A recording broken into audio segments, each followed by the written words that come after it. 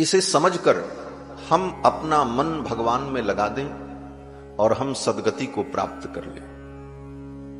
ये चरित्र इसीलिए है कि इसे गा करके हम भगवान के चरणारविंद को प्राप्त कर लें। यह चरित जगावहि हरि पद पावहि तेन परहि भव कूपा। यह चरित जगावहि हरि पद पावहि तेन परहि भव कूपा। तेन परहि भव कूपा। तेन परहि भव कूपा। यह चरित जे गावई हरिपद पावई तेन परहि भव कूपा।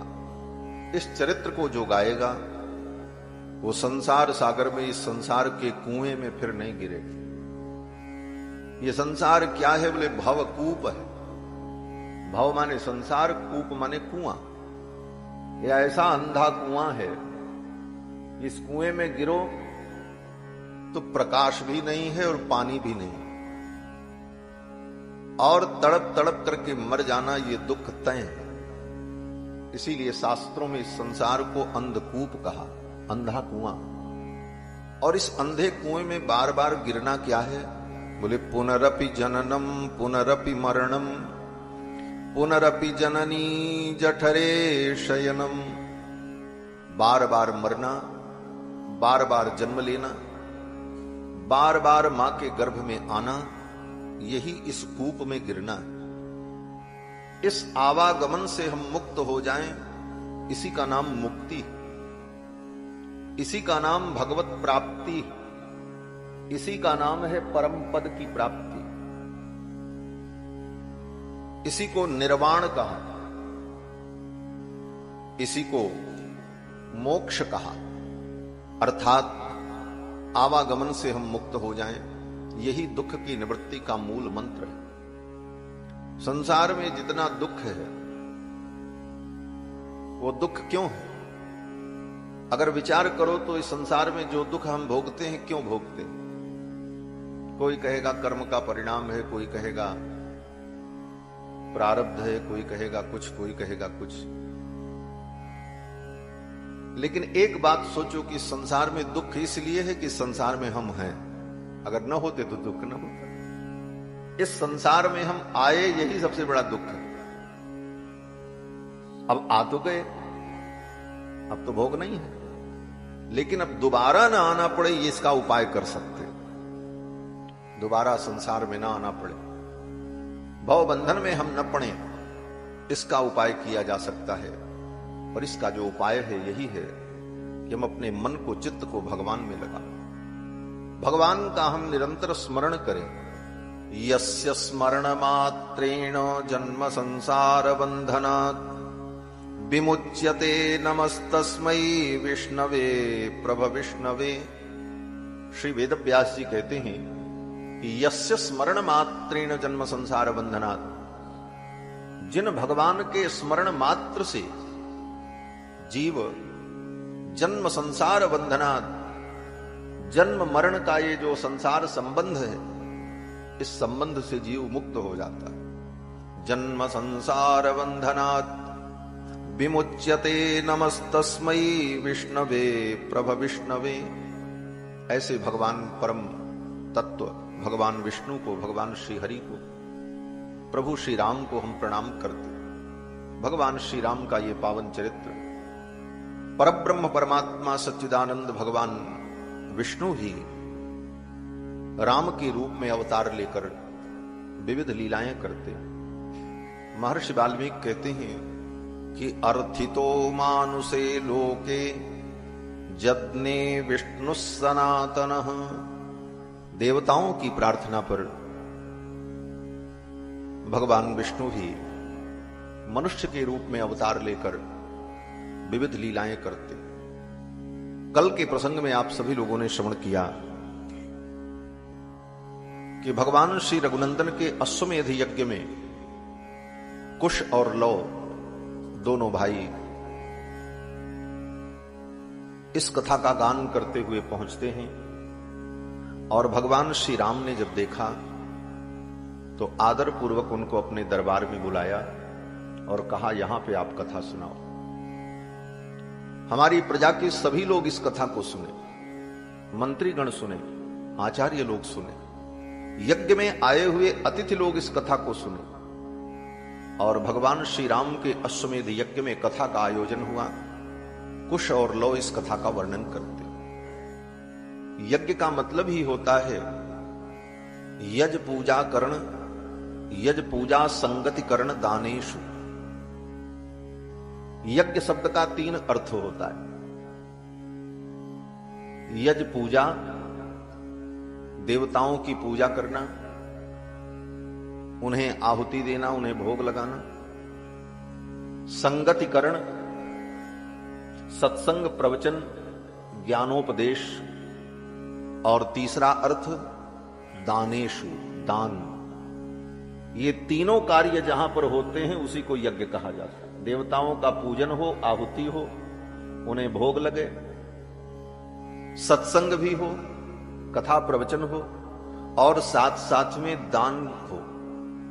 दान, परोपकार, भोजन, भंडारा, ये सब चलता रहे। इसी का नाम यज्ञ है। यज पूजा संगति करण दानेशु। भगवान श्री राम के अश्वमेध यज्ञ में ये सब कार्य हो रहा है।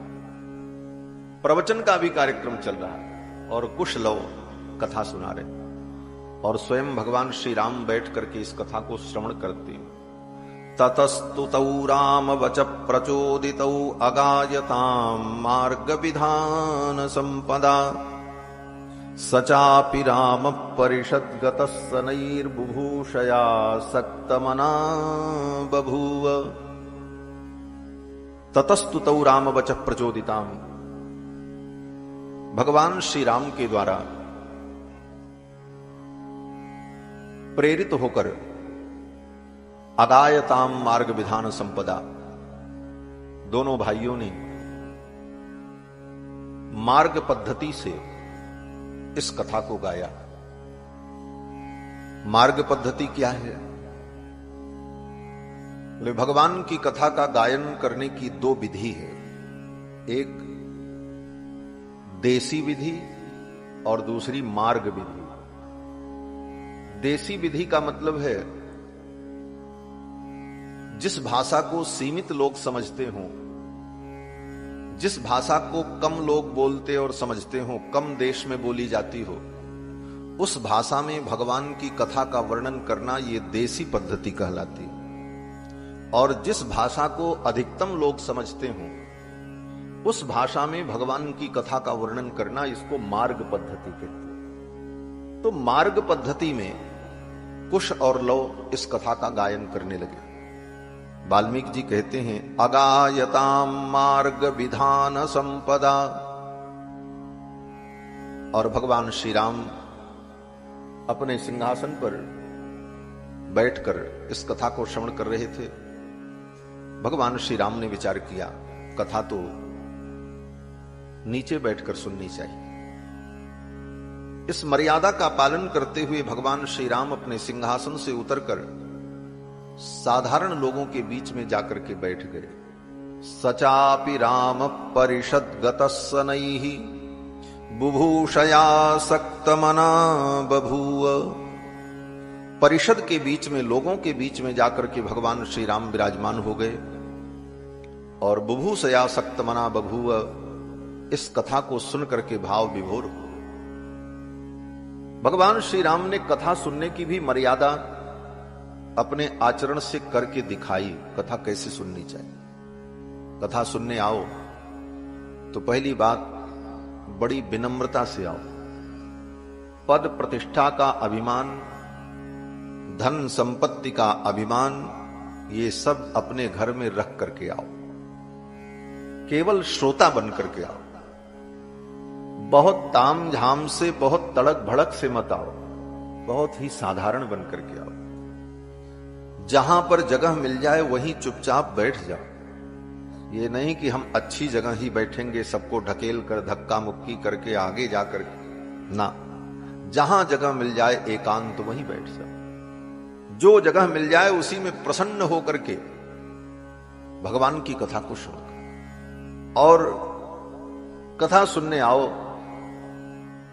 तो इतने धीरे से आकर के बैठो कि जिसके बगल बैठो उसको भी पता न चले कि कोई मेरे बगल आकर के बैठ गया। क्यों बोले उसका मन भगवान की कथा में अगर लगा है और तुम्हारे आने से उसका मन, उसका ध्यान तुम्हारी ओर गया तो समझ लो अपराध हो जाएगा।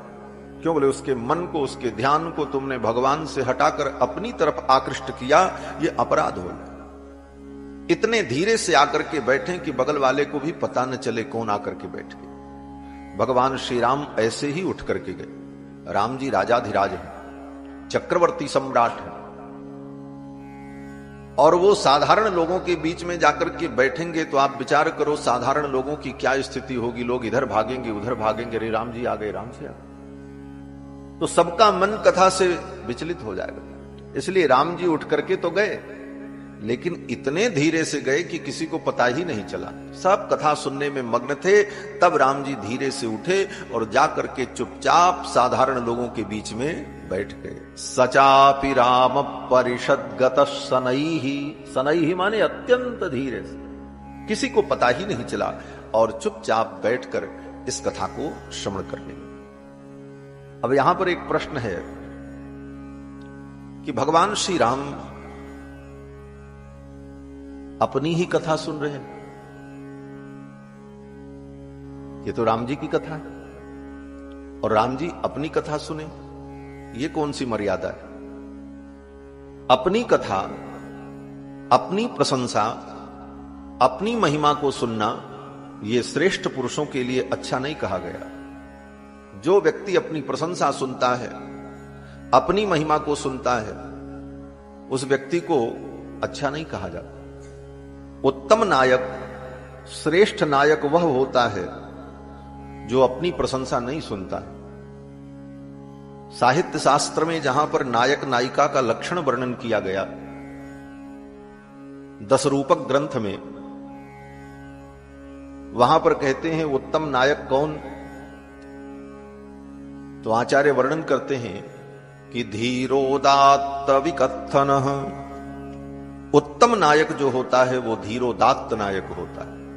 नायक भी कई प्रकार के होते हैं, नायक, खलनायक, और नायक में भी धीर ललित, धीर उद्धत, ये सब नायक के भेद हैं। तो भगवान सर्वोत्तम नायक धीरोदात्त नायक है। और धीरोदात्त नायक की विशेषता क्या होती है, तो कहते हैं धीरोदात्त विकथनः। धीरोदात्त नायक अविकथन होता है, वो अपनी कथा नहीं सुनता, उसको अपनी प्रशंसा प्रिय नहीं होती। तो फिर राम जी धीरोदात्त नायक हैं तो अपनी ही प्रशंसा, अपनी ही कथा बैठ करके सुन रहे हैं, ये कैसे संभव है? तो इसका उत्तर देते हैं वाल्मीकि महर्षि कि ये कथा जो है, ये रामायण, ये राम जी की कथा नहीं है। ये कथा राम जी की नहीं है। बोले तब किसकी कथा है? तो वाल्मीकि जी कहते हैं कृत्स्नम रामायणम काव्यम सीतायाश्चरितम महत। ये रामायण काव्य जो है ये सीता जी का महान चरित्र है, राम जी का चरित्र नहीं है। सीतायाश्चरितम महत, बोले तो राम जी का भी तो वर्णन आता है।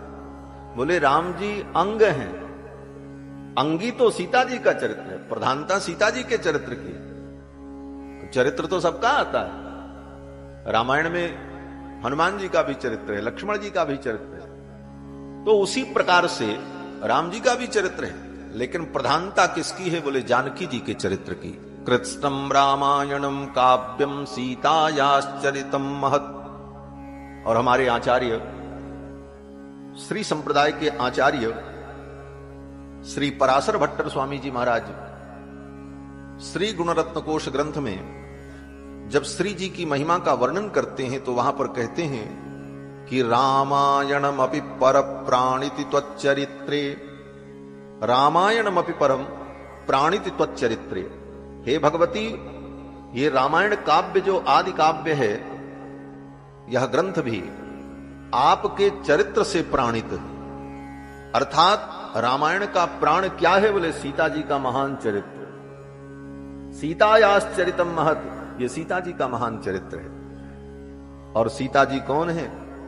बोले सीता जी हमारी आचार्या हैं, श्री जी हैं, और हमारे संप्रदाय का नाम ही श्री संप्रदाय। तो श्री संप्रदाय की आचार्या हैं और ये आचार्य का महान चरित्र है। और आचार्य के चरित्र को शिष्य भी सुनता है और भगवान भी सुनते। आचार्य की महिमा को शिष्य भी श्रवण करता है और भगवान भी श्रवण करते हैं, क्योंकि भगवान और शिष्य के बीच में आचार्य ही वो कड़ी होती है जो जीव को भगवान से जोड़ने वाली।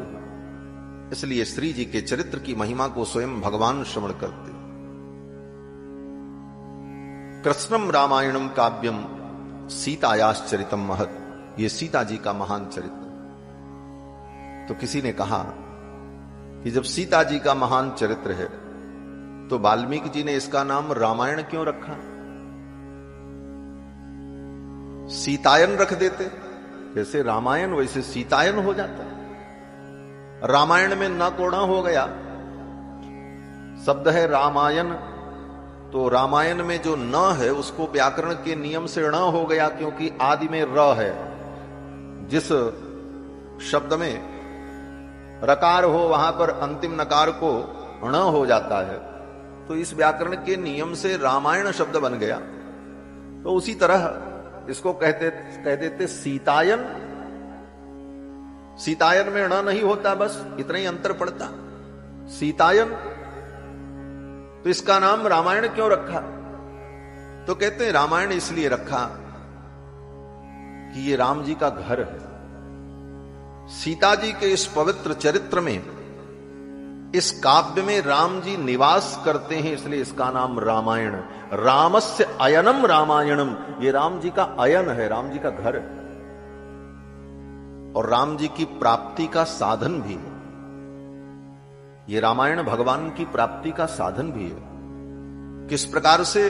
कहते हैं रामः अय्यते प्राप्यते अनेन तद रामायण, जिसके द्वारा राम जी की प्राप्ति हो जाए उस ग्रंथ का नाम रामायण है। ये रामायण ग्रंथ राम जी की प्राप्ति कराने वाला। भगवान श्री राम दत्त चित्त होकर इस कथा को श्रवण कर रहे हैं, और ये रामायण काव्य इतिहास श्रेष्ठ है। इतिहास हमारे यहां जितने ग्रंथ हैं सनातन धर्म में, उनकी 4 कोटियां बताई गई हैं: श्रुति, स्मृति, इतिहास और पुराण।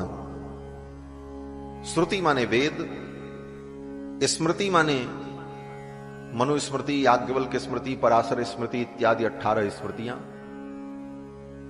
और तीसरा इतिहास।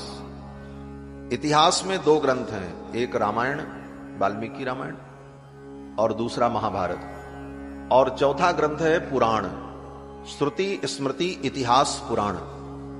तो इतिहास ग्रंथ में सर्वश्रेष्ठ इतिहास रामायण इतिहास। आजकल भी इतिहास पढ़ाया जाता है, लेकिन इतिहास की परिभाषा क्या है यही लोगों को नहीं मालूम। किसी राजा रानी की कहानी जो पुरानी हो उसको लोग इतिहास कह देते हैं, ये इतिहास है, इतिहास है। लेकिन इतिहास का लक्षण क्या है? कहते हैं धर्मार्थ काम मोक्षाणाम उपदेश समन्वितम पूर्ववृत्त कथा युक्तम इतिहासम प्रचक्षते। इतिहास का लक्षण ये। क्या लक्षण है इतिहास का? बोले धर्मार्थ काम मोक्षाणाम उपदेश समन्वितम। जिस ग्रंथ में धर्म, अर्थ, काम, मोक्ष इन 4 पुरुषार्थों का उपदेश हो और इसकी प्राप्ति के साधन का वर्णन हो, पूर्व वृत्त कथा युक्तम और प्राचीन घटना का वृत्त वर्णन किया गया हो, उस ग्रंथ को इतिहासम प्रचक्षते, उसको इतिहास कहते। अब आज जो इतिहास पढ़ाया जाता उसमें न धर्म है, न अर्थ है, न काम है, न मोक्ष है, केवल पूर्व घटित घटना का ज्ञान कराया जाता। लेकिन रामायण महाकाव्य जो इतिहास है, इस इतिहास में धर्म, अर्थ, काम, मोक्ष चतुर्विध पुरुषार्थ के स्वरूप का वर्णन, उसके प्राप्ति के उपाय का वर्णन और भगवान श्री राम के दिव्य चरित्र से संयुक्त ये काव्य, रामायण काव्य कुश और लव वर्णन कर रहे हैं। सर्वप्रथम कुश और लव ने अयोध्यापुरी का वर्णन किया, क्योंकि अयोध्यापुरी की ही यह घटना है और जिसकी कथा ये है, जिसका वर्णन होगा, वो कौन है? बोले अयोध्या के दैवत दिव्य भौम अयोध्याधिदैवत श्री वेदांत देशिक स्वामी जी महाराज रघुवीर गद्यम ग्रंथ में कहते हैं कि भगवान श्री राम कौन है? बोले दिव्य भौम अयोध्याधिदैवत। अयोध्या दो है, एक अयोध्या नहीं है, दो अयोध्या। एक अयोध्या कौन? बोले दिव्य, जिसको साकेत धाम कहते हैं, वैकुंठ कहते हैं, वो अयोध्या। और दूसरी अयोध्या बोले भौम, जो पृथ्वी पर है, जहां हम लोग दर्शन करने जाते हैं। तो दिव्य भौम अयोध्याधिदैवत, इन दोनों अयोध्या के जो दैवत अधिपति हैं, ऐसे भगवान श्री राम का पावन चरित्र। तो पहले अयोध्या का ही वर्णन करते हैं कुश और लोग। ये अयोध्यापुरी जो सरयू के तट पर विराजमान है, ये अयोध्यापुरी क्या है? बोले भगवान के धाम वैकुंठ का हृदय है, विश्व की प्रथम पुरी है। दुनिया की संपूर्ण सृष्टि अयोध्या से ही प्रारंभ हुई। क्यों? बोले मनुष्यों के पूर्वज कौन है? बोले मनु जी महाराज। हम मनु की संतान हैं, इसलिए मानव कहलाते हैं। और मनु जी महाराज कहां के राजा थे? अयोध्या के। वहीं से संपूर्ण सृष्टि का प्रारंभ हुआ। विश्व के समस्त मानव के पूर्वज की वो पावन भूमि अयोध्या भूमि है। और वो अयोध्या आई कहां से? बोले पृथ्वी के किसी भूभाग को घेर करके, बाउंड्री करके और अपने कब्जे में लेकर के उसको अयोध्या घोषित किया गया। बोले ऐसा नहीं है। जैसे आज कोई आक्रांता या कोई विजेता या कोई राजा किसी देश पर, किसी भूमि पर कब्जा कर ले और उसका नाम रख दे, आज से अमुक नगर। बोले इस तरह अयोध्या नहीं है। बोले तब? बोले अयोध्या को श्री मनु जी महाराज भगवान से मांग करके ले आए। ये वैकुंठ का हृदय है। या अयोध्या जगती तले तुम मनुना वैकुंठ तो ह्यानिता, या चित्वा निज सृष्टि पालन परम वैकुंठनाथम प्रभुम। श्री मनु जी महाराज ने भगवान वैकुंठनाथ से याचना करके, मांग करके अयोध्यापुरी को लेकर के आए। जब ब्रह्मा जी ने मनु जी से कहा कि आप सृष्टि का विस्तार करो, तो मनु जी ने कहा भगवान की वैकुंठपुरी, भगवान का धाम छोड़कर, इनके सान्निध्य को छोड़ करके जाने का मेरा मन नहीं है। मैं कैसे जाऊं पृथ्वी पर? मैं इस प्रपंच में नहीं पड़ना चाहता। वैकुंठ से मेरा संबंध टूट जाएगा। तो भगवान ने कहा अगर ऐसी बात है तो मैं वैकुंठ का हृदय जो अयोध्या है वही निकाल करके मैं तुमको दे रहा हूं, ले जाओ। वैकुंठ का हृदय जो अयोध्या है, उस अयोध्या को लेकर के जाओ और पृथ्वी पर स्थापित करो। अयोध्या में अपनी राजधानी बनाओ, तो पृथ्वी पर रह करके भी वैकुंठ का तुम्हें अनुभव होगा, तुम वैकुंठ में ही रहोगे। याचित्वा निज सृष्टि पालन परम वैकुंठनाथम प्रभुम। भगवान वैकुंठनाथ प्रभु से याचना करके श्री मनु जी महाराज अयोध्यापुरी को लेकर के आए। और जब अयोध्यापुरी को लेकर के आए श्री मनु जी महाराज, तो पृथ्वी तो पहले से विद्यमान थी। अब पृथ्वी पर अयोध्यापुरी को रखना है। अयोध्यापुरी जब भगवान के संकल्प से पृथ्वी पर उतरने लगी, तो पृथ्वी के सन्निकट आने पर अयोध्या के दिव्य वैभव को, अयोध्या के तेज को, अयोध्या की गरिमा को सहन करने का सामर्थ्य पृथ्वी में नहीं था। यह सब वर्णन है शास्त्र। पृथ्वी अपनी कक्षा से नीचे जाने लगी, क्योंकि पृथ्वी तो आकाश में तैर रही। जब वैकुंठ का हृदय अयोध्या पृथ्वी पर उतरने लगी तो पृथ्वी अपनी कक्षा से नीचे हटने लगी, क्योंकि पृथ्वी को के अंदर वो सामर्थ्य नहीं था कि वैकुंठ के हृदय को, इस अयोध्यापुरी को वो धारण कर सके। तब भगवान श्री हरि ने, भगवान नारायण ने अपने चक्र को भेजा कि मेरा चक्र इस पृथ्वी को धारण करेगा। तो भगवान का दिव्य सुदर्शन चक्र आया और पृथ्वी और अयोध्या के बीच में सुदर्शन चक्र प्रतिष्ठित हुआ। तब उस चक्र के ऊपर ये अयोध्यापुरी विराजमान हुई।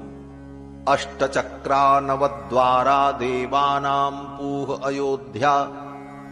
अथर्ववेद में कहते हैं कि देवानाम पूह, देवताओं की जो ये पुरी है अयोध्या, अष्टचक्रा नवद्वारा, भगवान के दिव्य चक्र पर विराजमान। या चक्रो परिराजते भुवि सदा, या चक्रो परिराजते, भगवान के चक्र पर विराजमान है। और ये चक्रपाणी की चक्रांकित पुरी है, इसलिए अयोध्या में जो प्राणी मरता है वो संसार चक्र से छूट जाता है। क्यों बोले? दो चक्र है भगवान का। एक चक्र, भगवान का एक चक्र है जिसका नाम माया चक्र है, और एक चक्र कौन है? बोले जिसका नाम सुदर्शन चक्र है।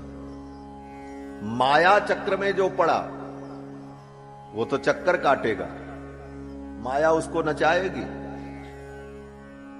माया के चक्र में जो पड़ा उसको तो भगवान की माया नचाएगी। और माया के चक्र से छूटने का कोई उपाय है तो क्या उपाय है? बोले भगवान का जो सुदर्शन चक्र है उसका आश्रय लेना। भगवान का सुदर्शन चक्र जीव को संसार चक्र से, माया के चक्र से मुक्त करता है। इसीलिए वैष्णव संप्रदाय में जब दीक्षा होती तो तप्त चक्रम, ये तप्त चक्रम इसीलिए कि तप्त चक्रम का जब संबंध होगा तभी संसार चक्र छूटेगा। एक चक्र से छूटने के लिए दूसरे चक्र के चक्कर में पड़ना पड़ेगा। तो संसार चक्र से हम छूटे इसलिए तप्त चक्रम। और वो तप्त चक्र क्या? बोले भगवान का सुदर्शन चक्र। उस सुदर्शन चक्र पर विराजमान अयोध्यापुरी, इसलिए अयोध्यापुरी भी चक्रांकित पुरी। अयोध्या में जाने मात्र से जीव भगवान के चक्र से संबंधित हो जाता है। इसीलिए जहां भी देखो वैष्णव संप्रदाय में चक्र की महिमा का वर्णन किया जाता है। शालग्राम भगवान की भी हम पूजा करते हैं तो शालग्राम भगवान में जो चक्र के चिन्ह बने रहते हैं उनका बड़ा महत्व है। कि बोले चक्र की उपासना और चक्र के संबंध से ही तो चक्कर छूटेगा। बोले इतने से काम नहीं चला, बोले एक चक्र और ले आओ। बोले क्या? बोले गोमती चक्र भी साथ में रखो। शालग्राम शिला यत्र यत्र द्वारावती शिला, उभयोः संगमम यत्र मुक्तिस्तत्र न संशया। तो भगवान का चक्र जो है सुदर्शन, वह चक्र ही जीव को संसार चक्र से मुक्त करने वाला। यहां तक कोई पापी से पापी प्राणी हो और भगवान के चक्र से उसका संबंध हो जाए तो वो सीधे मुक्ति का अधिकारी हो जाता है। इसीलिए कहा कि यो यो हताश्चक्रधरेण राजन त्रैलोक्यनाथेन जनार्दनेन। तो चक्र के संबंध से वो सीधे मुक्ति को प्राप्त कर लेता है। कोई शाप ताप पाप उस जीव को रोक नहीं सकता, वो सीधे मुक्ति का अधिकारी हो जाता है भगवान के चक्र का संबंध हो जाए। इसीलिए देखो जय और विजय को जब सनकादिकों ने शाप दिया, द्वारपाल हरि के प्रिय दोऊ, जय और विजय जान सब को, विप्र सापते दोनों भाई, तामस असुर देह तिन पाई। सनकादिक के शाप से जय और विजय ये दोनों हिरण्याक्ष और हिरण्यकश्यपु बने। 3 जन्म राक्षस बनने का शाप मिला। भगवान ने अवतार लेकर के इनका वध किया। नरसिंह भगवान ने हिरण्यकश्यपु को मारा, बराह भगवान ने हिरण्याक्ष को मारा, लेकिन मुक्त नहीं हुए। गोस्वामी जी कहते हैं मुकुत न भये हते भगवान। भगवान के मारने पर भी मुक्त नहीं हुए। क्यों? बोले भगवान ने मारा तो इनको, लेकिन चक्र से नहीं मारा। क्यों? बोले मुक्ति तो तभी मिलेगी जब चक्र का संबंध होगा। संसार चक्र तभी छूटेगा जब चक्र का संबंध होगा। तो बराह भगवान ने मारा तो, लेकिन चक्र से नहीं मारा। नरसिंह भगवान ने मारा तो नख से पेट फाड़ा, इसलिए मुक्ति नहीं भई। फिर जन्म हुआ, फिर बने कौन? बोले रावण कुंभकर्ण। फिर राम जी ने भी इनको मारा, लेकिन फिर भी मुक्त नहीं भये। क्यों? बोले चक्र से नहीं मारा, धनुष बाण से मारा। चक्र से मार देते तब तो मुक्त ही हो जाता। अब भगवान चाहते तो चक्र से इनको मार सकते थे, पहले ही मार देते, लेकिन भगवान ने विचार किया अगर हम चक्र से मारेंगे तो सनकादिकों का साप व्यर्थ हो जाएगा, क्योंकि चक्र के प्रताप के सामने सनकादिकों का साप कुछ काम नहीं करेगा। वो भले 3 जन्म साप देने की बात है, लेकिन भगवान का चक्र लगते ही सारे शाप ताप खत्म हो जाएंगे।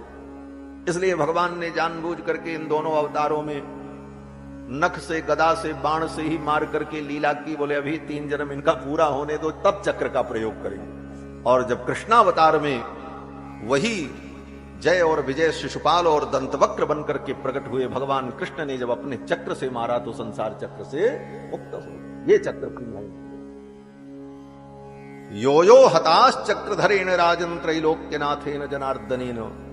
इसीलिए वैष्णव संप्रदाय में जब दीक्षा होती है तो आचार्य भगवान के सुदर्शन चक्र का आवाहन करके प्रतप्त मुद्रा को भुजाओं पर अंकित करते हैं। अतप्त तनुर्न तदामो अश्नुते, इन मंत्रों को पढ़ते हो। सुदर्शन महाज्वाल कोटि सूर्य समप्रभ अज्ञानांधस्य मे देव विष्णोः मार्गम प्रदर्शय। भगवान विष्णु के चरणारविंद के मार्ग को दिखाने वाले कौन है? बोले भगवान सुदर्शन चक्र राज।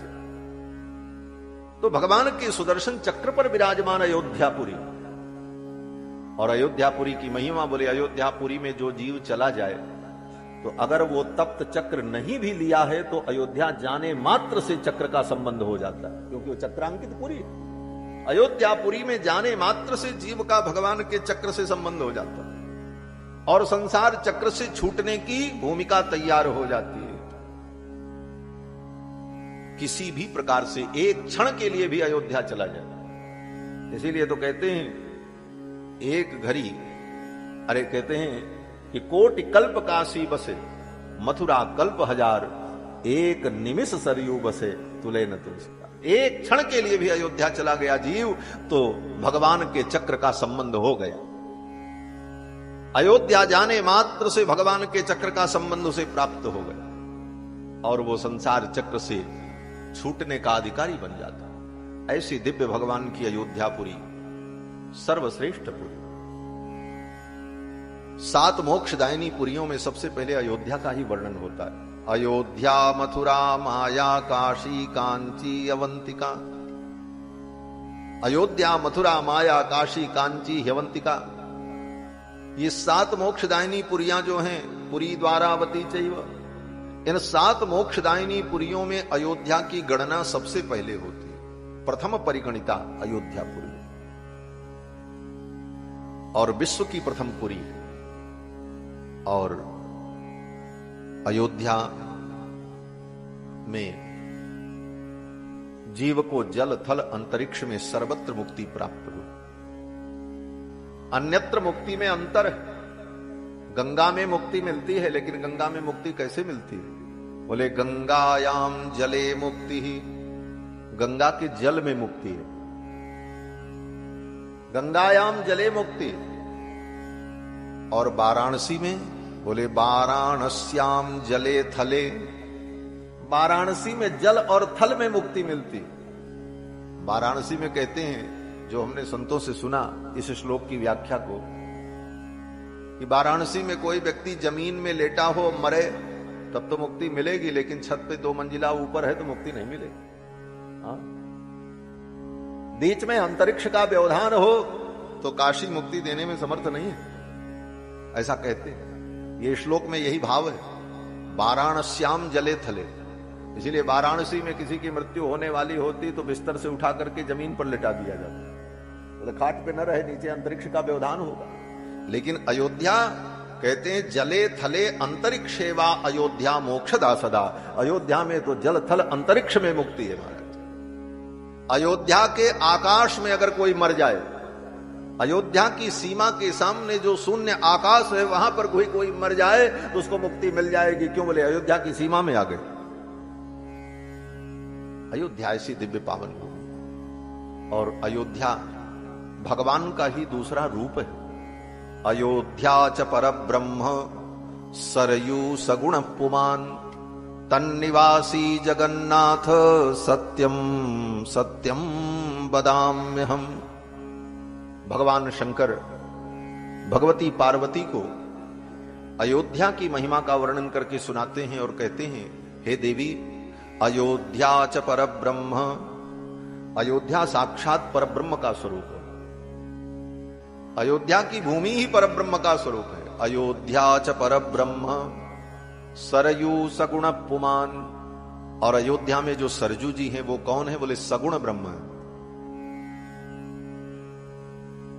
और अयोध्या में रहने वाले लोग कहते हैं तन निवासी जगन्नाथ, अयोध्या में जो लोग निवास करते हैं कौन है? बोले वो जगन्नाथ हैं, जगदीश के रूप है महाराज। अयोध्या वासिन सर्वे जगन्नाथ स्वरूपिण, अयोध्या वासी जो है वो साक्षात जगन्नाथ के स्वरूप है महाराज। किसी अयोध्या वासी का दर्शन हो जाए तो भावना से प्रणाम कर लो कि जगन्नाथ जी का दर्शन हो गया, जगन्नाथपुरी यहीं आ गई। ये सच्ची बात है, भगवान शंकर की वाणी में विश्वास रखो।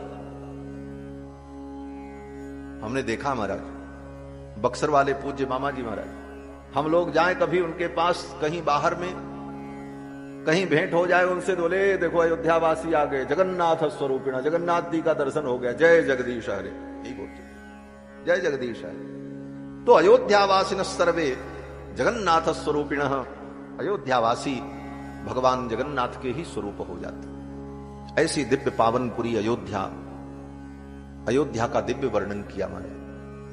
अयोध्या के उत्तर तट पर सरयू जी प्रवाहित होती। ये सरयू नदी, पुण्य सलिला, इनकी महिमा क्या है? कहते हैं ये सरजू जी भगवान के नेत्रों से प्रकट हुई। गंगा जी की बहुत महिमा है, लेकिन गंगा जी भगवान के चरणों से प्रकट हुए और सरयू जी भगवान के नेत्र से प्रकट हुए।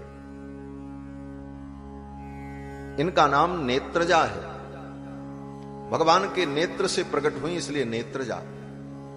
और सरयू जी को, वो गंगा जी को भगीरथ लेकर के आए, इसलिए उनका नाम भागीरथी। और सरजू जी को, बोले सरजू जी को वशिष्ठ जी लेकर के आए, इसलिए इनका नाम वासिष्ठी। गंगा को लाने वाले एक क्षत्रिय हैं और सरयू को लाने वाले कौन हैं? बोले ब्रह्मा के साक्षात पुत्र ब्रह्मर्षि श्री वशिष्ठ जी महाराज, इसलिए इनका नाम वासिष्ठी। वशिष्ठ जी ने जाकर के भगवान से निवेदन किया कि मैं अयोध्या के राजकुल का पुरोहित बनकर के जाऊंगा, लेकिन अयोध्या में कोई पावन नदी नहीं, संध्या वंदन तर्पण ग्रहण स्नान उपाकर्म जैसे कर्म हम कहां संपादित करेंगे? कोई पुण्य सलिला नदी होनी चाहिए। तो ब्रह्मा जी ने कहा तपस्या करके सरयू जी को लेकर के जाओ। तब वशिष्ठ जी ने हजारों वर्ष तप किया है, तब सरयू जी मान सरोवर से चलकर अयोध्या पधारी हैं। और सरयू जी जब आई तो महाराज अयोध्या को तीन तरफ से अवगुंठित किया, पश्चिम उत्तर और पूर्व, तीन दिशाओं से सरयू जी ने अयोध्या को अवगुंठित करके प्रवाहित होने लगी। उन पुण्य सलिला सरयू के प्रभाव से अयोध्या में और भी दिव्यता आ गई। और ये सरयू जी कौन है? बोले भगवान ही। बस थोड़ी सी व्याख्या करेंगे, बातें बड़ी गंभीर हैं। गंगा जी कौन है? बोले भगवान के चरणों से निकली, विष्णु पादाब्ज संभूता गंगा त्रैलोक्य पावनी। भगवान विष्णु के चरण से उत्पन्न गंगा जी सारे त्रिलोकी को पावन करती। लेकिन गंगा जी भगवान के चरण से सीधे नहीं निकली। ब्रह्मा जी ने अपने कमंडल के जल को लेकर के भगवान का चरण धो लिया, तो वह जल ही गंगा जल बन गया, वही गंगा हो गया। और वो भी भगवान के दोनों चरण को नहीं धोया, केवल एक चरण। क्योंकि बामनावतार में बामन भगवान जब राजा बलि के यहां 3 पग पृथ्वी की याचना करने गए, तो बामन भगवान का एक चरण तो पृथ्वी पर था, दूसरा चरण बामन भगवान ने जब उठाया नापने के लिए, तो सीधे भगवान का चरण ब्रह्मलोक पहुंच गया। 3 पदा विचक्रमे विष्णुर गोपा अदाभ्य इदम विष्णुर विचक्रमे त्रेधा निदधे पदम। वेद कहता, वेद में वामनावतार की कथा का यह संकेत है। इदम विष्णुर विचक्रमे, इदम विष्णुर विचक्रमे। इस पृथ्वी को विष्णु ने, भगवान ने, परमात्मा ने नापा। निदधे पदम, अपने पैरों से। 3 पदा विचक्रमे। तो वामनावतार में भगवान का जब एक चरण ब्रह्मलोक पहुंचा, तो ब्रह्मा जी ने देखा, पूरे चरण को नहीं देखा। महाराज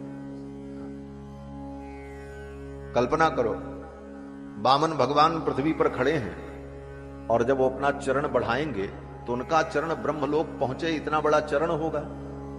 ब्रह्मलोक यही तो है नहीं, 7 लोकों को पार करने के बाद अंतिम ब्रह्मलोक है। वहां तक भगवान का जब चरण जाएगा तो वह भगवान का चरण कितना विशाल होगा, और उस चरण का पंजा कितना विशाल होगा। ब्रह्मा जी के सामने तो लगा कि जैसे कोई एक बहुत बड़ा ग्रह पिंड ही उनके सामने उपस्थित हो गया। पूरे चरण का दर्शन ब्रह्मा नहीं कर पाए। केवल वामन भगवान के चरण में जो उंगलियां थी, उन उंगलियों में केवल अंगूठा और अंगूठे का भी केवल अग्रभाग ब्रह्मा जी को दिखाई पड़ा, बस पूरा नहीं देख पाए। और फिर ब्रह्मा जी ने भगवान के चरण कमल के अंगुष्ठ के अग्रभाग को, और अग्रभाग में भी क्या बोले, ब्रह्मा जी ने भगवान वामन के अंगूठे के नख को,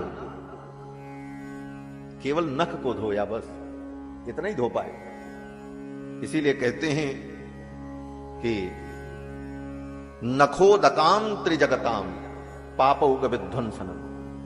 गंगा कौन है, बोले नखोदकाम, भगवान वामन के चरण के नख का उदक मन जल, केवल नख को धोया ब्रह्मा ने। और किस जल से धोया, बोले प्रकृति के जल से। पृथ्वी जल तेज वायु आकाश, जो प्रकृति के 5 तत्व हैं, उन तत्वों में एक तत्व जो जल तत्व है, वह जल तत्व ब्रह्मा के कमंडल में था, उसी जल को लेकर के धो लिया। तो प्रकृति के 5 भौतिक तत्व में जो जल तत्व है, उस जल तत्व का भगवान वामन के चरण का केवल संस्पर्श हुआ, उसका प्रभाव यह हो गया कि गंगा त्रैलोक्य पावनी, गंगा सारे त्रिलोकी को पवित्र करने वाली। यह तो गंगा की महिमा भाई, ये तो गंगा की महिमा भाई। और सरयू जी, बोले सरयू जी तो भगवान के आंखों से निकल रहे हैं। ब्रह्मा जी जब तपस्या कर रहे थे तो ब्रह्मा के तप को देखकर भगवान नारायण के नेत्रों में प्रेम के आंसू आ गए। ब्रह्मा जी की तपस्या को देख करके भगवान के नेत्रों में प्रेम के आंसू आ गए, और वो आंसू ज्यों ही टपकने चले, ब्रह्मा जी ने देखा कि ये तो ब्रह्मद्रव है। तुरंत ब्रह्मा जी ने अपने कमंडल में उस जल को रोक लिया।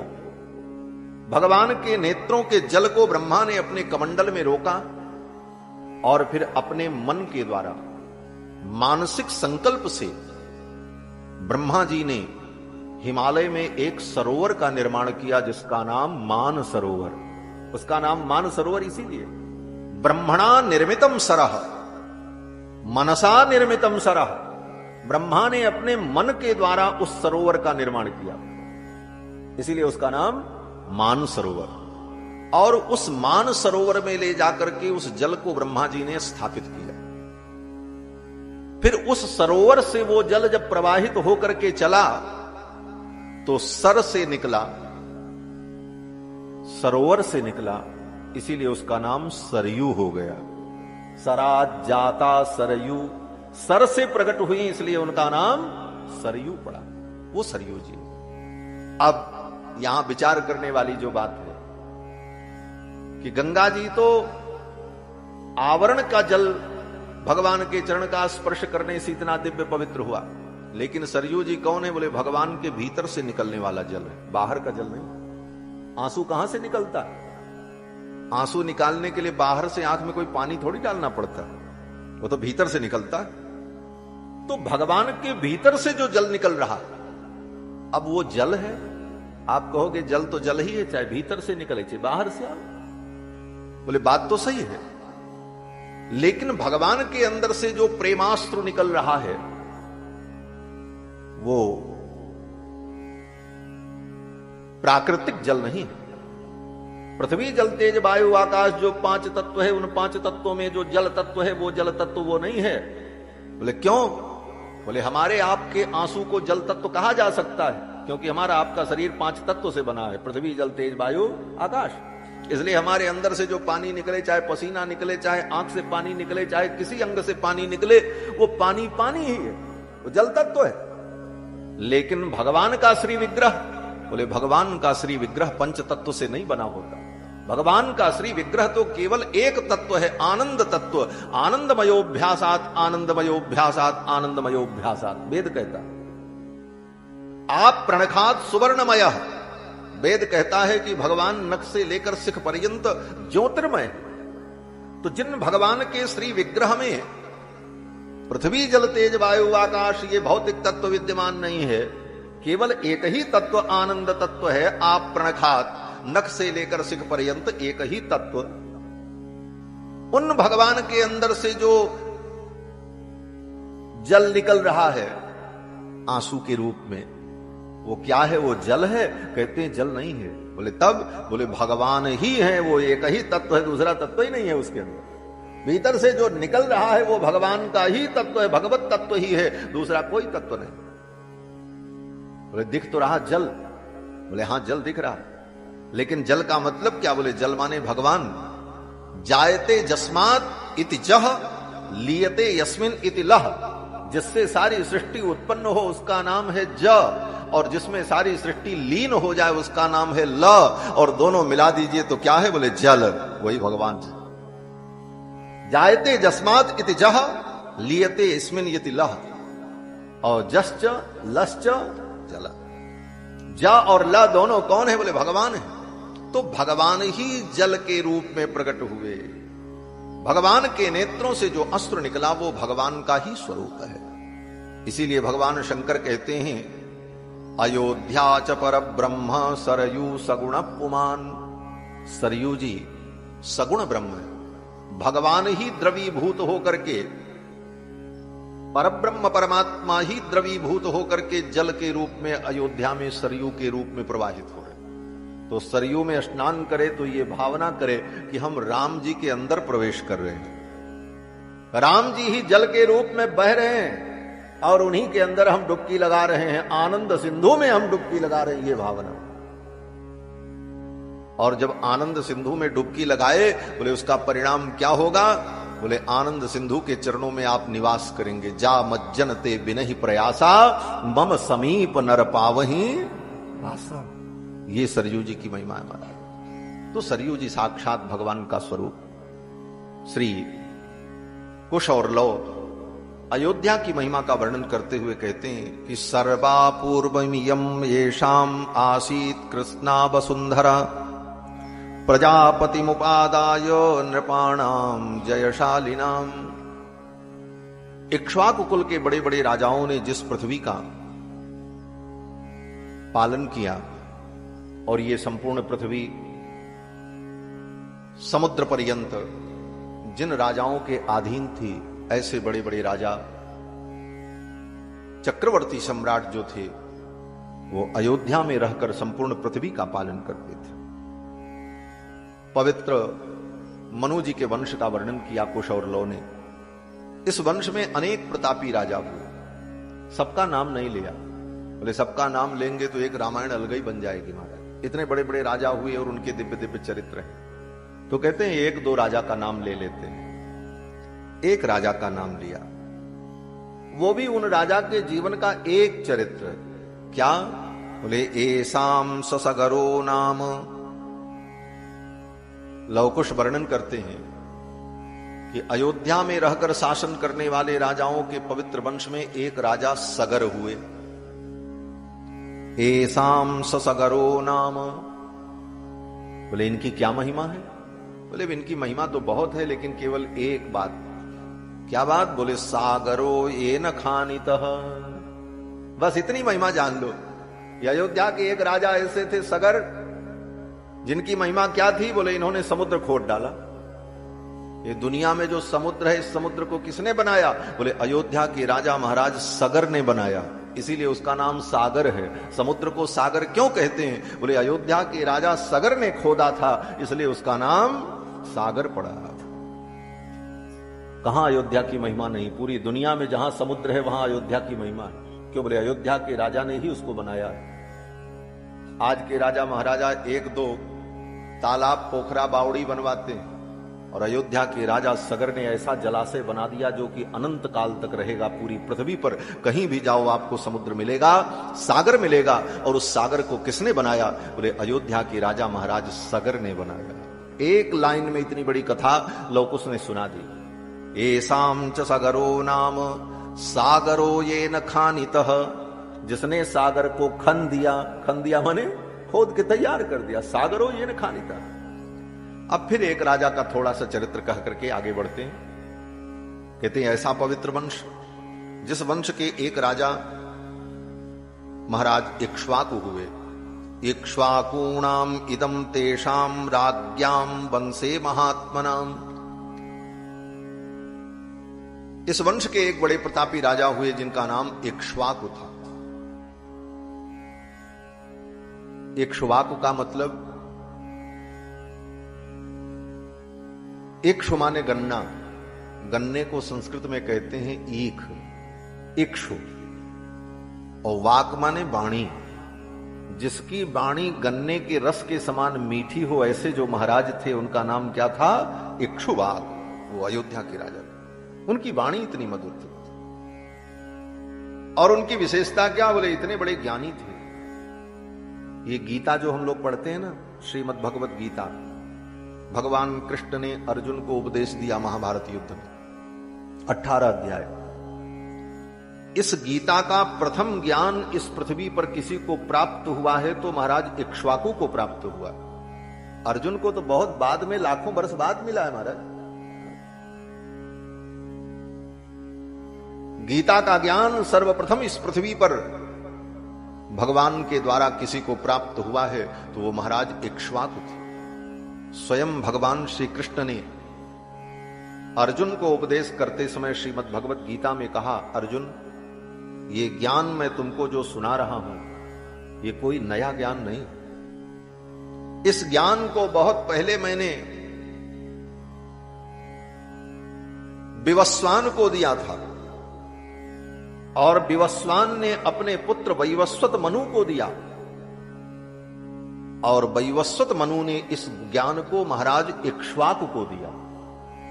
लेकिन आगे इक्ष्वाकु के बाद कुछ दिनों तक ये ज्ञान की परंपरा चली, लेकिन कालांतर में वो ज्ञान विनष्ट हो गए। लाखों वर्ष बीत गए, तब पुनः इस ज्ञान की आवश्यकता महसूस हुई, इसलिए पुनः ज्ञान का उपदेश भगवान ने अर्जुन को निमित्त बनाकर किया। तो गीता का प्रथम ज्ञान, पहली बार इस पृथ्वी पर गीता का पदार्पण हुआ तो महाराज इक्ष्वाकु को प्राप्त हुआ। स्वयं भगवान श्री कृष्ण कहते हैं कि इमं विवस्वते योगम प्रोक्तवान महमव्ययम। इस योग को, इस ज्ञान को मैंने सर्वप्रथम विवस्वान को दिया। अब विवस्वान मनवे प्राह मनुरिक्ष्वाकवे ब्रवीत। इस ज्ञान को विवस्वान ने महाराज मनु को दिया, और मनु इक्ष्वाकवे ब्रवीत, और मनु ने ये ज्ञान इक्ष्वाकु को दिया। तो यह कुल ही कर्म योगियों का कुल है। गीता में भगवान ने जिस कर्म योग का वर्णन किया है, उस कर्म योग का पालन करने वाले राजाओं का कुल इक्ष्वाकु कुल है। ऐसे कुल में भगवान का अवतार है। और ये कुल सनातन वैष्णव कुल है। वैष्णव कुल कैसे है? बोले इस विषय पर आचार्यों ने विचार किया है कि भगवान को जब अवतार लेना था तो दशरथ जी के कुल में ही क्यों अवतार लेते? और भी इस पृथ्वी पर बड़े पवित्र राजा थे। महाराज रोमपाद थे, श्री जनक जी महाराज थे, काशी नरेश थे, यह कुल इक्ष्वाकु का कुल सनातन वैष्णव कुल है, भक्तों का कुल था। क्योंकि महाराज इक्ष्वाकु को सर्वप्रथम भगवान का दिव्य विग्रह प्राप्त हुआ और इस कुल में महाराज इक्ष्वाकु के काल से लेकर के दशरथ जी के काल तक भगवान की दिव्य और नित्य आराधना होती चली आई थी, जिनको रंगनाथ भगवान कहते हैं। दक्षिण भारत में तिरुचिनापल्ली जनपद में श्रीरंगम नाम का धाम है, श्रीरंग धाम। वहां पर जो रंगनाथ भगवान विराजमान है, भगवान विष्णु की शयन मूर्ति है, वो हमारे आपके हाथ से कम 12-15 हाथ लंबी है। और वो मूर्ति कहीं अलग से नहीं है, जिस गर्भगृह में वो मूर्ति है वो गर्भगृह के सहित बनी हुई है, वो दीवाल में सटी है उसी। और जिस गर्भगृह में वो मूर्ति विराजमान है वो पूरा एक मंडप है, उसका नाम है रंग विमान। उस रंग विमान को, उस मंडप के सहित, मूर्ति के सहित उस विमान को ब्रह्मा जी ने इक्ष्वाकु मनु को दिया था कि आप ले जाओ, इनकी आराधना करो। विश्व की प्रथम मूर्ति है रंगनाथ भगवान की मूर्ति। ये दुनिया में जितनी मूर्तियां हैं भगवान की, ये सब कालांतर में प्रतिष्ठित हुई और प्रकट हुई, लेकिन रंगनाथ भगवान की जो मूर्ति है वो मूर्ति किसी कारीगर ने नहीं बनाया और न मृत्युलोक के किसी भौतिक वस्तु से बनी हुई वो मूर्ति। ब्रह्मा जी ने वो दिव्य विमान इक्ष्वाकु मनु को दिया था। आद्यमेतत् स्वयं व्यक्तम विमानम रंग संज्ञकम। आद्यमेतत् स्वयं व्यक्तम, वो स्वयं व्यक्त विमान है, मंदिर के सहित भगवान को। ये नहीं कि पहले मंदिर बना हो फिर भगवान को उसमें बैठाया गया हो। भगवान के सहित, मंदिर के सहित भगवान को, उस मंडप को ब्रह्मा ने इक्ष्वाकु को दिया और इक्ष्वाकु जी उनको लेकर के आए और अयोध्या में स्थापित करके उनकी पूजा करते। और इक्ष्वाकु के बाद उनके पुत्र, फिर उनके पुत्र, फिर उनके पुत्र, परंपरा से उस मूर्ति की पूजा, आराधना विधि पूर्वक होती चली आई। दशरथ जी के काल तक उनकी पूजा हुई, राम जी के समय तक पूजा हुई। ऐसा पवित्र वैष्णव कुल अयोध्या के राजाओं का कुल। बाद में उन्हीं रंगनाथ भगवान को भगवान श्री राम ने विभीषण जी को दे दिया। जब विभीषण जी अयोध्या से जाने लगे तो विभीषण जी ने कहा, प्रभु अब जाने का मन नहीं करता है आपको छोड़कर। आपका दर्शन कैसे होगा, आपकी पूजा हम कैसे कर पाएंगे, लंका से इतनी दूर रोज आना संभव नहीं होगा। तो भगवान श्री राम ने कहा, अगर ऐसी बात है तो ये रंगनाथ भगवान को आप ले जाओ। इक्ष्वाकु के काल से जिन रंगनाथ भगवान की पूजा अयोध्या में होती चली आई, उन रंगनाथ भगवान को भगवान श्री राम ने विभीषण जी को दे दिया। अयोध्या के लोगों ने कहा, प्रभु मेरे प्राण धन को, अयोध्या नाथ को आप विभीषण जी को दे रहे हो? ये तो अयोध्या के नाथ हैं। जब से अयोध्या आई तब से रंगनाथ भगवान अयोध्या में थे, और अयोध्या के नाथ को आप विदा कर रहे हो। तो राम जी मुस्कुराने लगे। राम जी ने कहा, इनमें और मेरे में कोई अंतर नहीं। ये जा रहे हैं, हम आ गए हैं। ये जा रहे हैं और हम आ गए हैं, इसलिए इनमें और मुझ में कोई अंतर नहीं। आज तक ये अयोध्यानाथ थे, अब आगे अयोध्यानाथ हम कहलाएं। तो राम जी कौन है? बोले रंगनाथ ही है। इसीलिए भगवान शंकर जब स्तुति करते हैं तो कहते हैं, बार बार बर मांग हूं हरस देव श्री रंग, पद सरोज अनपायनी भक्ति सदा सतसंग। ये रंग है, रंगनाथ ही राम के रूप में। तो भगवान श्री राम ने कहा, अब अयोध्यानाथ हम कहलाएंगे, अब इनको जाने दो। और विभीषण जी महाराज को दे दिया। विभीषण जी लेकर के रंगनाथ भगवान को चले, लेकिन रंगनाथ भगवान का मन नहीं था लंका जाने का। रंगनाथ भगवान ने सोचा, ऐसी पवित्र भारत भूमि छोड़ करके लंका में क्या जाए राक्षसों के बीच में। अरे विभीषण जी तो भक्त हैं, लेकिन बाकी तो सब राक्षस ही हैं वहां। अरे विभीषण भी तो राक्षस ही हैं, लेकिन भगवान के भक्त हैं। लेकिन बाकी तो सब भक्त हैं कि नहीं है, इसका तो कोई प्रमाण पत्र नहीं। इसलिए रंगनाथ भगवान ने सोचा, भारत जैसी पवित्र भूमि को छोड़कर वो लंका में जाना ठीक है। सोचो इस भारत की कितनी महिमा। भारत भूमि को छोड़ करके भगवान भी इस भूमि से बाहर विदेश नहीं जाना चाहते, लंका। अब भारत के लोग बोले हम अमेरिका में बसेंगे, इंग्लैंड में बसेंगे। भारत जैसी भूमि को छोड़कर जाने का मन भगवान का भी नहीं होता, और नहीं गए भगवान। इसीलिए हमारे यहां परंपरा है आज भी, जो निष्ठावान धर्माचार्य लोग हैं वो लोग विदेश की यात्रा नहीं करते। भारत में 4 पीठ जो शंकराचार्य की है, शंकराचार्य पीठ पर विराजमान जो शंकराचार्य होते हैं वो कभी विदेश नहीं जा सकते। अगर जाएंगे तो उनको पद से उतार दिया जाएगा कि बोले अब पद पर रहने लायक नहीं रहे, उनको पद से त्याग पत्र देना पड़ेगा, क्योंकि विदेश यात्रा को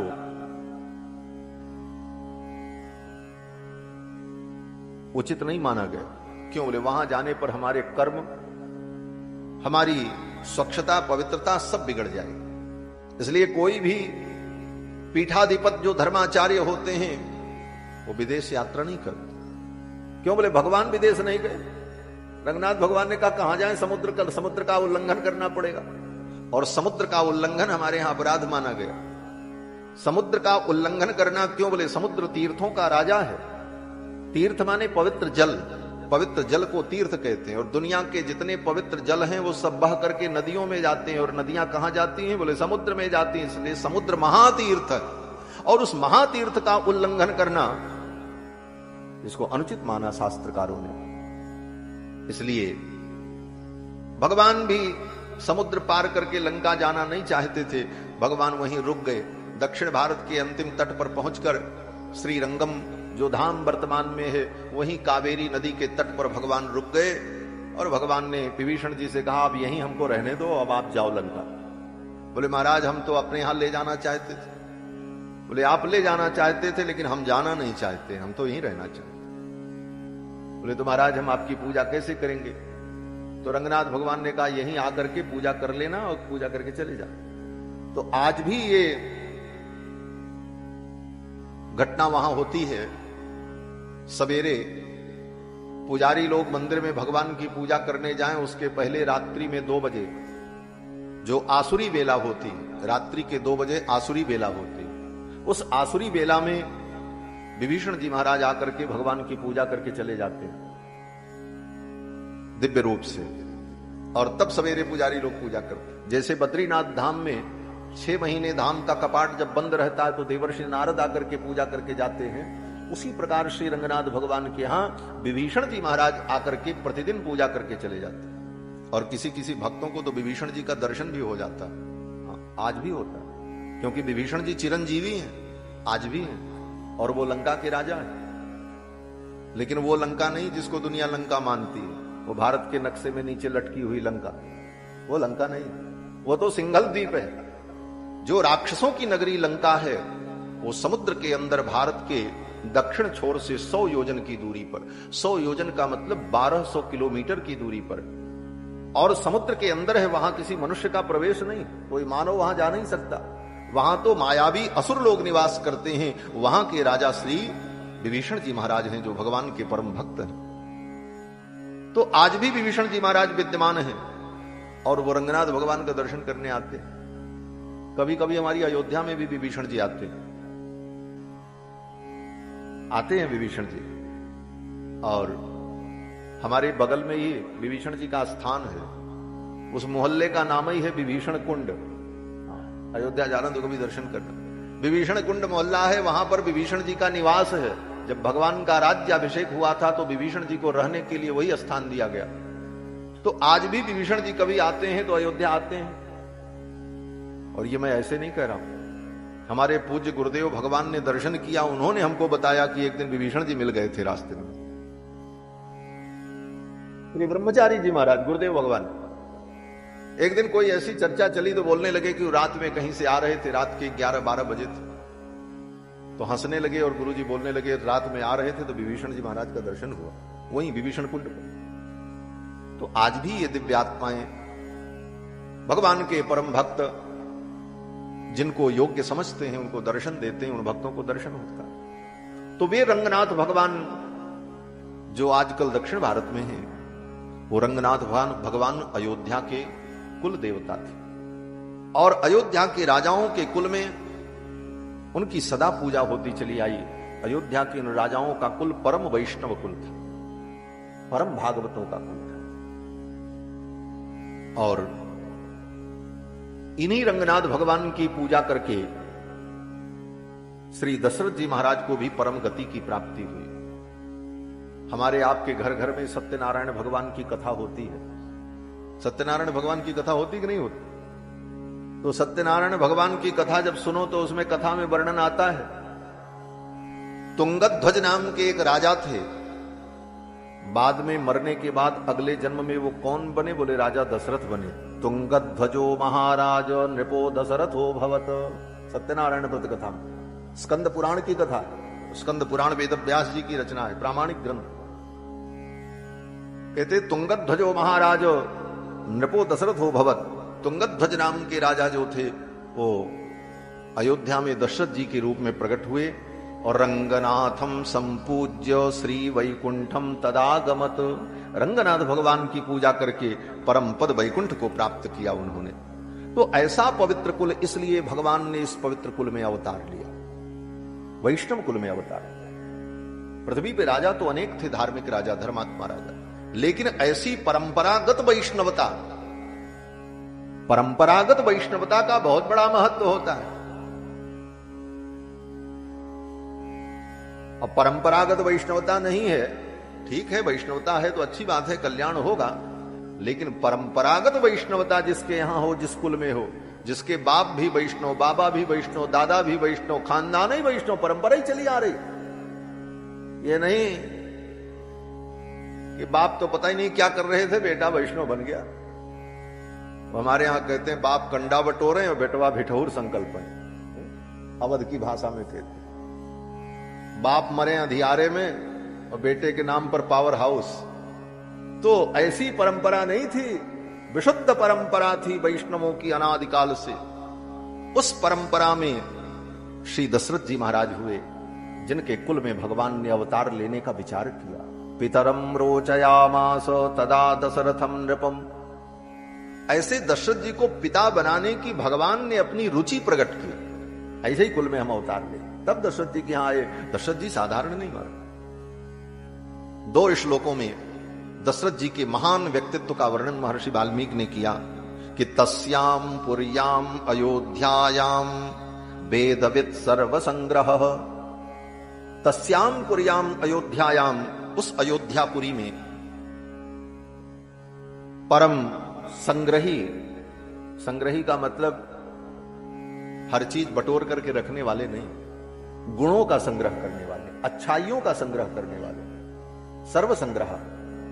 ऐसे श्री दशरथ जी महाराज दीर्घदर्शी महातेजा, जो बड़े दूरदर्शी महान तेजस्वी हैं, ऐसे श्री दशरथ जी महाराज, जिनका धन, जिनका खजाना इतना विशाल है कि जिसे देख करके कुबेर को भी लज्जा आती है। धनैश्च संचयैश्चान्यैः शक्र वैश्रवणोपमा। दशरथ जी का राज्य कैसा है? बोले शक्र माने इंद्र के समान। और उनका खजाना कैसा है? बोले वैश्रवणोपमः। वैश्रवण अर्थात कुबेर, कुबेर के खजाने से भी ज्यादा मालताल भरा हुआ है दशरथ जी के खजाने में। कुबेर भी दशरथ जी के खजाने को देख करके लज्जित हो। अवध राज सुर राज सिहाही, दशरथ धन लख धनद लजाही। अवध राज सुर राज सिहाही, अवध राज सुर राज सिहाही, दशरथ धन लखी धनद लजाई, दशरथ धन लखी धनद लजाई, दशरथ धन लखी धनद लजाई। जिनके धन को देख करके धनद कुबेर भी लज्जित होते, ऐसे श्री दशरथ जी महाराज। और दशरथ जी भगवान के भक्त भी हैं, ज्ञानी भी हैं और कर्मनिष्ठ भी। कोई ज्ञानी है तो उसके अंदर कर्म की निष्ठा नहीं होती, और जिसके अंदर कर्म की निष्ठा होती है उसके अंदर ज्ञान नहीं होता। और ज्ञान और कर्म की दोनों की निष्ठा हो जाए तो भक्ति नहीं आ पाती, बड़ा कठिन। सब कथाएं भरी पड़ी हैं महाराज पुराणों। मथुरा के उन विप्रों के अंदर कर्म की निष्ठा तो थी लेकिन भक्ति नहीं थी।